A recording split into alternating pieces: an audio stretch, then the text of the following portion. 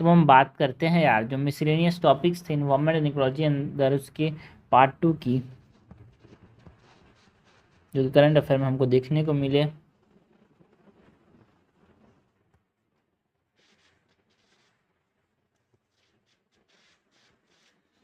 Miscellaneous topic part 2,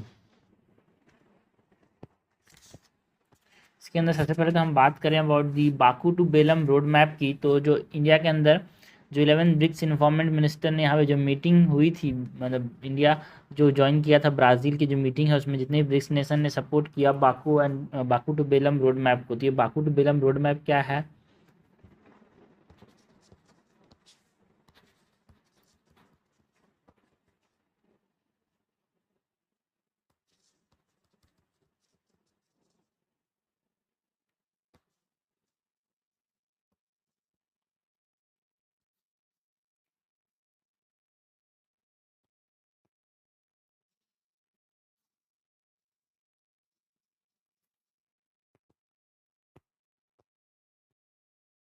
सो overview की बात करें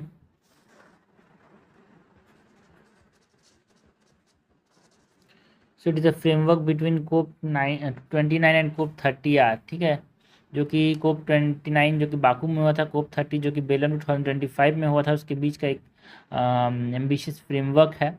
एंड ये 1.3 ट्रिलियन यूएस डॉलर को एनुअली 2035 तक देने की बात करता है। डेवलपिंग नेशंस को सपोर्ट करेंगे नेशनली डिटरमाइंड कंट्रीब्यूशंस को अचीव करने में। Overview so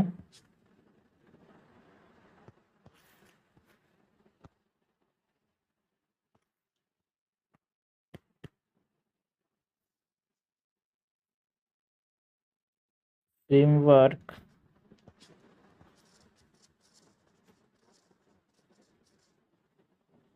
between COP 29 and COP 30। Goal क्या है?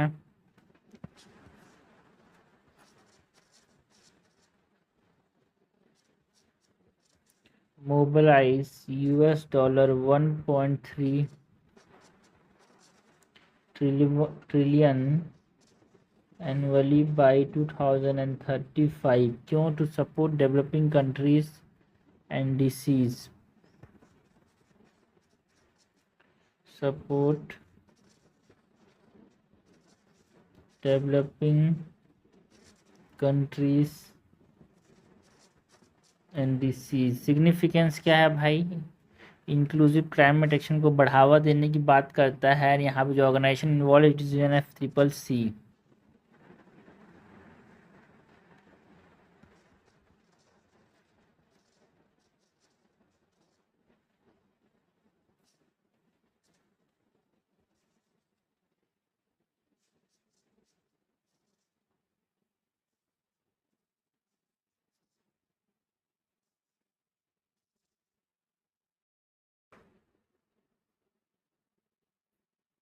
नेक्स्ट हम बात करते हैं about the WHO global summit on traditional medicine की।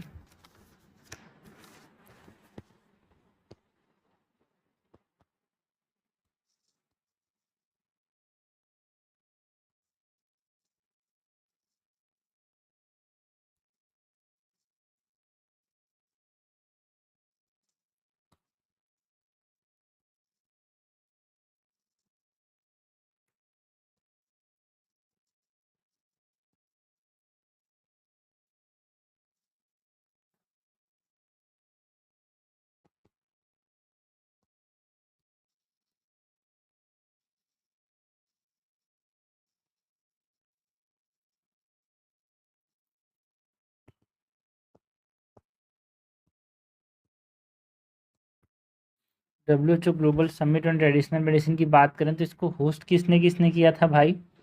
न्यूज़ में इसलिए था बिकॉज मिनिस्ट्री ऑफ आयुष ने साइन किया एग्रीमेंट विद WHO टू को host the second WHO global summit on traditional medicine. So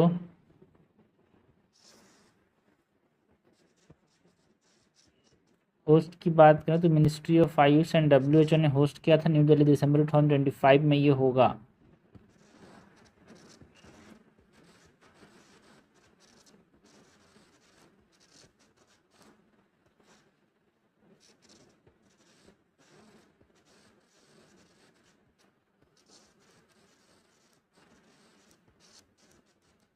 theme की बात करें, साल का थीम क्या था भाई हमारे पास? Restoring balance of people and planet, science and practice of well being.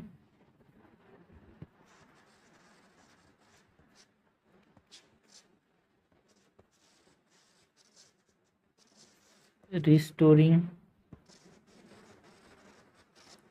Balance of people and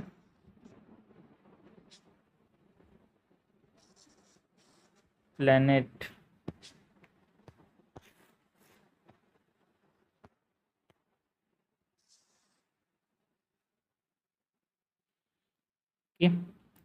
next हम बात करें अबाउट द ऑब्जेक्टिव्स की।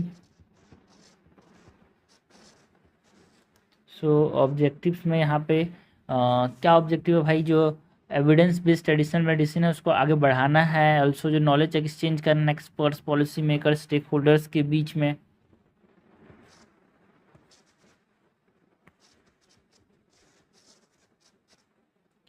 एविडेंस बेस्ड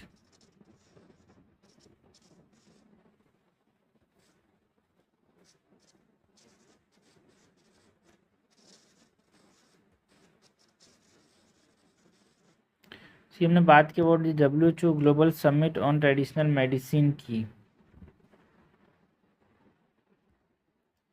नेक्स्ट हम बात करते हैं यहाँ पे नॉइस पॉल्यूशन न्यूज़ में था यार।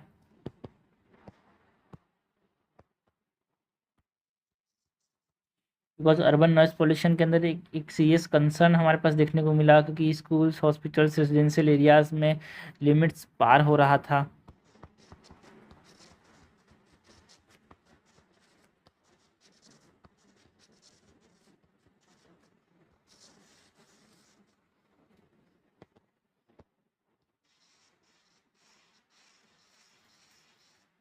नॉइस पॉल्यूशन इन इंडिया की बात करें, सो रेगुलेशन कौन करता है? रेगुलेशन की बात करें,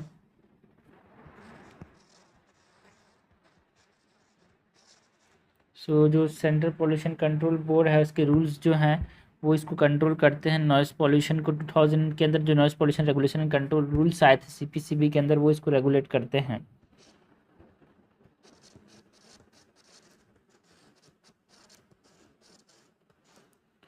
ओके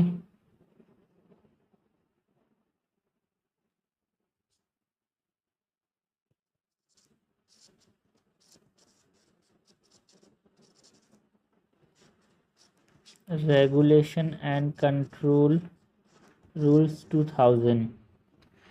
एंड ये जो CPCB के अंदर यहाँ पे ये जो noise pollution regulation control rule है, ये अंडर इन्वायरमेंट प्रोटेक्शन एक्ट आता है 1986 का।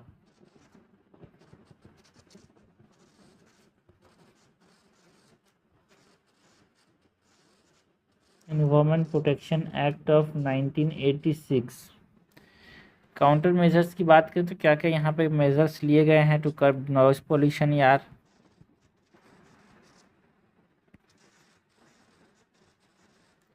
सो जुडिशियल रूलिंग्स की बात करें, सो सुप्रीम कोर्ट ने लाउड स्पीकर को बैन किया 10 बजे से बाद, है ना।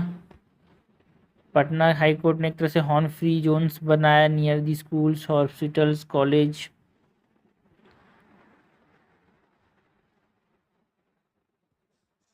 Supreme court loud speaker ban after 10 PM। Local की बात करें तो हैदराबाद के अंदर डीजे एंड फायर जो क्रैकर्स हैं वो बैन है यार। Ring procession,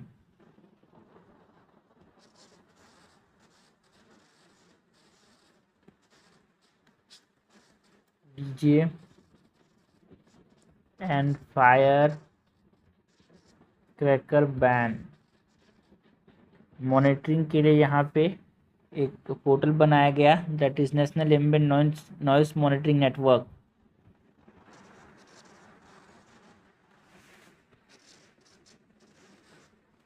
national ambient noise monitoring network for real time data. हमने बात की about the noise pollution in India की। नेक्स्ट अगर हम बात करें कुछ इन्वायरमेंटल प्रोग्राम्स की, like AIM for nature and river city alliance की, जो कि हमको न्यूज़ में देखने को मिले थे।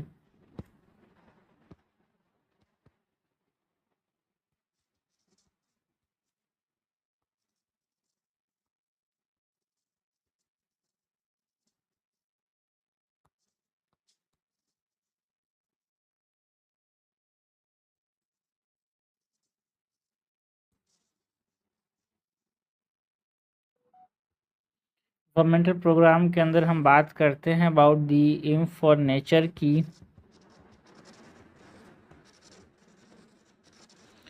जो एम फॉर नेचर है वो लॉन्च किसने किया था? फूड एंड एग्रीकल्चर ऑर्गेनाइजेशन ने, है ना। अर्थ डे के अंदर इसको लॉन्च किया गया। एंड इट इज़, इसका मतलब क्या है? It is accelerating innovative monitoring for nature restoration. Launch by FAO food and agriculture organisation. Full form क्या है?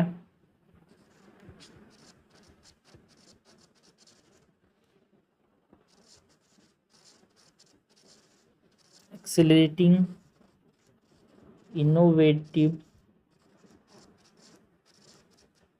Monitoring for nature restoration. And इसको फंड कौन करता है? It is funded by the UK,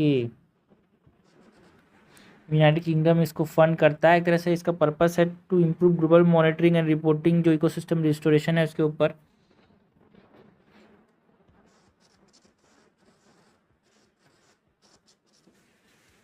तो उसका सिग्निफिकेंस क्या है भाई? सिग्निफिकेंस ये है कि ये ग्लोबल डाटा सेट क्रिएशन करेगा। Challenges and like technical expertise का जो चैलेंज है, लैक ऑफ डाटा, उसको एक तरह से टैकल करेगा।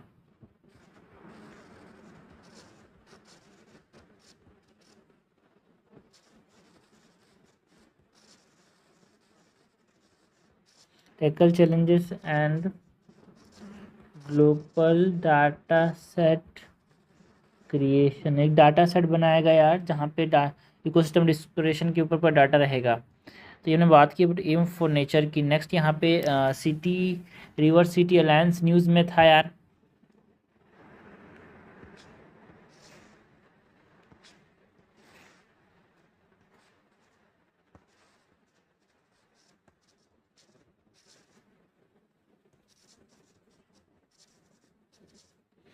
जो रिवर सिटी अलायंस है, national mission for clean Ganga ने अप्रूव किया, है ना। The action plan to strengthen urban rivers, है ना। रिजुनेशन जो है सिटी अलायंस के अंदर, यहाँ पे इसको अप्रूव किया। एंड ये जो रिवर सिटी अलायंस है,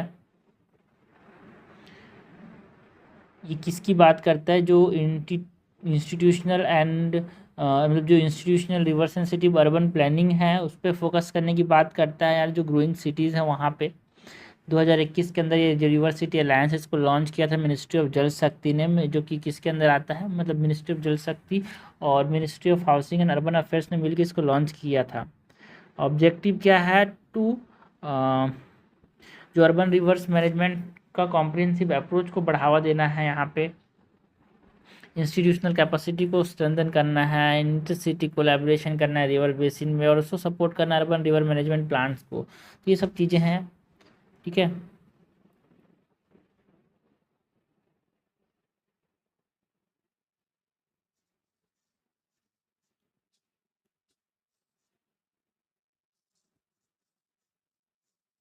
लॉन्च इन 2021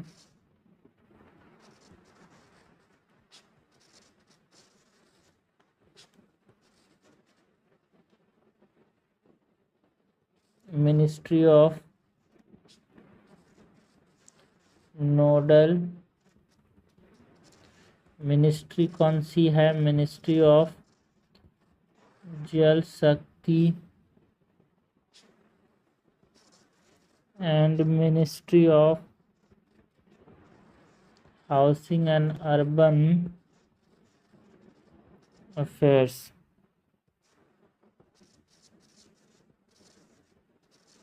ऑब्जेक्टिव्स की बात करें तो promote urban river management.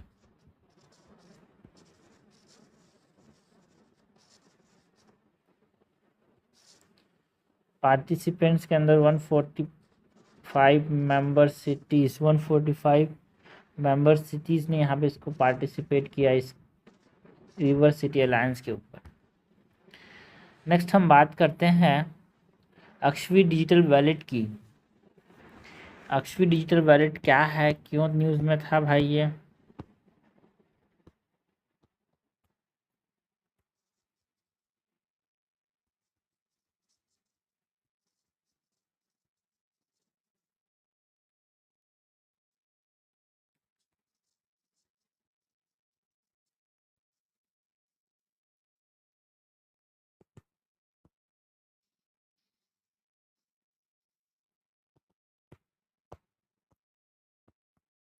Meaning क्या है भाई यहाँ पे? अक्षवी डिजिटल वॉलेट एक यूनिक डिजिटल वॉलेट है जिसने एक तरह से कम्युनिटी ड्रिवन सॉल्यूशन दिया यार to record and recover from the climate disaster. आपदा क्षति विवरण, मतलब आपदा क्षति विवरण, इसका मीनिंग क्या होता है? अक्षवी डिजिटल वॉलेट मीन्स आपदा के समय जो क्षति हुआ है उसका क्या क्या विवरण है, रिकॉर्ड करता है उसको, क्लाइमेट डिजास्टर से जो रिकॉर्ड्स एंड रिकवर।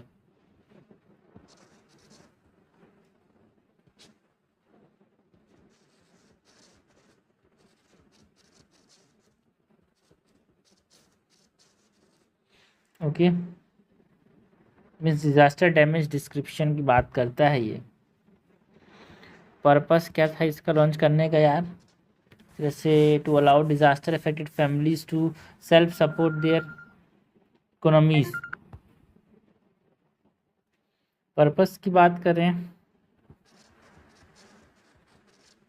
तो सेल्फ सपोर्ट डिजास्टर लॉसेस को देखते हुए इसको बनाया गया था यार, है ना। इकोनॉमिक एंड इकोनॉमिक लॉसेस को खुद से सपोर्ट करने के लिए self report, not support, self report disaster losses. Developer की बात करें तो इसको डेवलप किसने किया है? Sustainable environment and ecological development society, seed India ने इसको डेवलप किया था।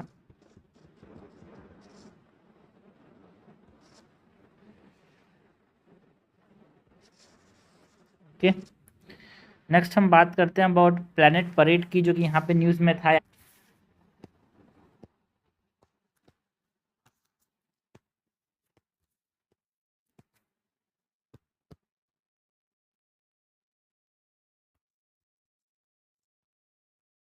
प्लैनेट परेड की बात करें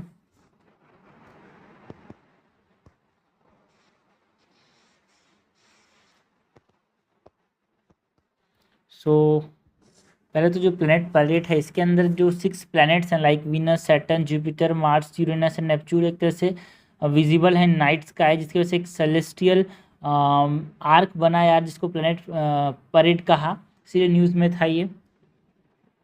अलाइनमेंट की बात करें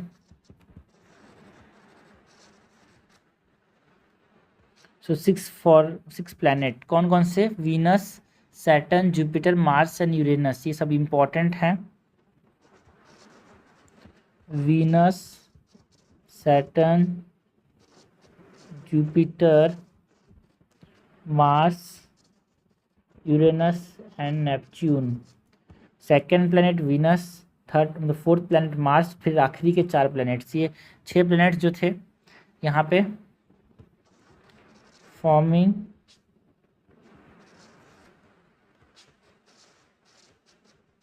सेलेस्टियल आर्क। ड्यूरेशन की बात करें तो कैन लास्ट फॉर वीक्स और मंथ्स, यहाँ पे हमको बोला गया। ये विजिबल था भाई,